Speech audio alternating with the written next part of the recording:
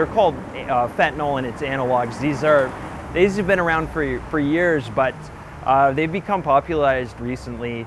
I think partly because of technological change. They're easier to process and manufacture than the alternative, which would be heroin, right? Heroin is dependent on, harvesting poppies from a field, where fentanyl or carfentanil, it's just all that's required is a lab.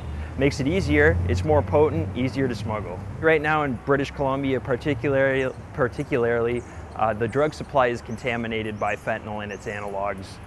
So people are using what they think in some cases is heroin, and it ends up being fentanyl, and they overdose and die. It illustrates a real urgent need for safer drug alternatives.